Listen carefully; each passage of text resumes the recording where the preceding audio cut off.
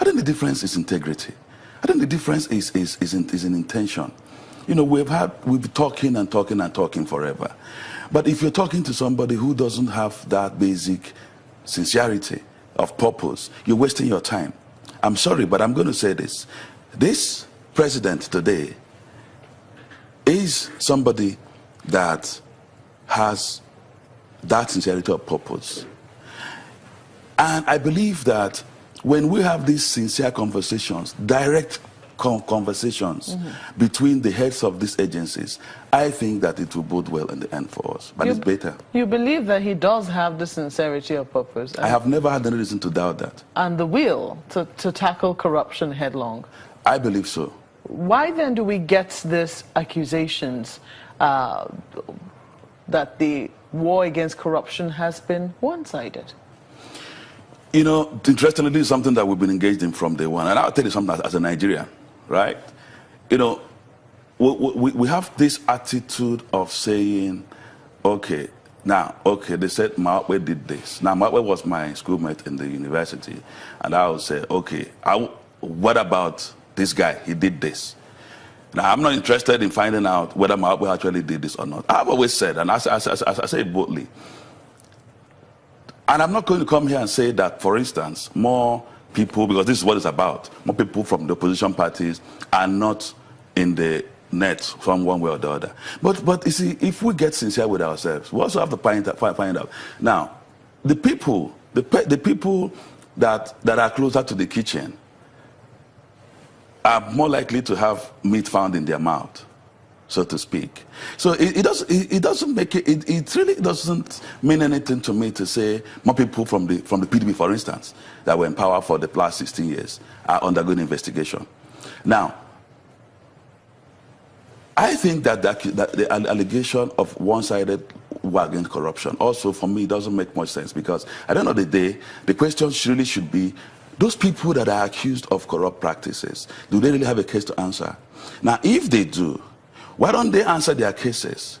You know, somebody said something one time, it was funny, but that is true. If I catch all my enemies who are bad guys, when I have a chance, and you have a chance and you catch all your enemies who are bad guys, probably cancels out. But that's not to say, I personally do not believe that the war against corruption is one-sided. You can point to one or two examples to say, but I still insist that if the people who are under investigation have a case to answer, then let's leave the issue of the other people who have not been caught. Someday, if you keep doing wrong, someday every bad guy will have his day. Is it a belief based on emotion, or is this a belief based on empirical evidence? It's a belief based on practicality. You know, I just said that, okay, if Mawe is the class monitor and she's writing names of noisemakers, I'm just trying to play into that school of thought, okay? And she writes the names of noisemakers who are my friends. Tomorrow I'm the class prefect. I'll write the names of noisemakers who are her friends. Is that what is going on right now? No, I'm not saying what's going on. I'm just playing into that argument. But what a more important argument is, for crying out loud, is there anybody who has been fingered that does not have a case to answer? You hear people saying, yeah, I took the money, but somebody asked me to take the money. You hear people saying all sorts of things like that. Now they're not even saying that that they didn't do what they were accused of. They're trying to make excuses why they did what they did. So for me as a patriotic citizen, anybody who is a thief should be made to answer. I don't care what party you come from. I don't care your tribe. Okay? So for me, that is what drives me. And that is what should drive every Nigerian.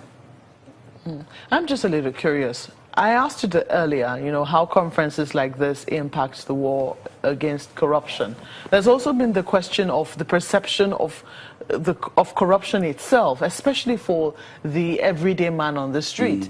We still see situations where people are extorted. We still see situations where people still have to bribe their way to do, you know, little things. How come it is that at that little level, at that interface level, you know, there's very little being felt in terms of the fight against corruption? And that is why I say that this whole fight I'm sorry, but we have to go back to that quote that says change begins with me. You know, the truth of the matter is that the average Nigerian sees the corruption as a them thing. It's the big man's thing. But truth is, the corruption that goes on outside government circles is huge.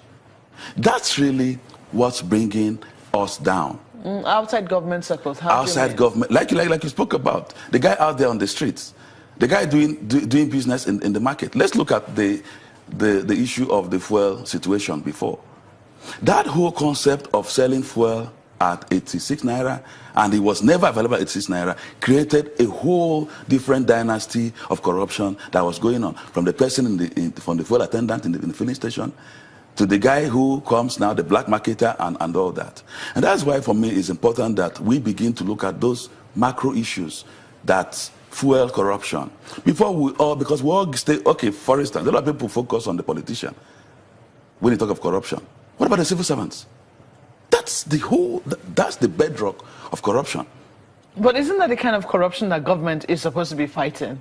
Isn't it about identifying the root, the causes of corruption, and addressing them headlong? Because a lot of people, part of the criticism they have fielded against this government is that they believe that the fight against corruption is cosmetic and it's not addressing the root causes of what makes people to be corrupt or what drives people along the line of corruption.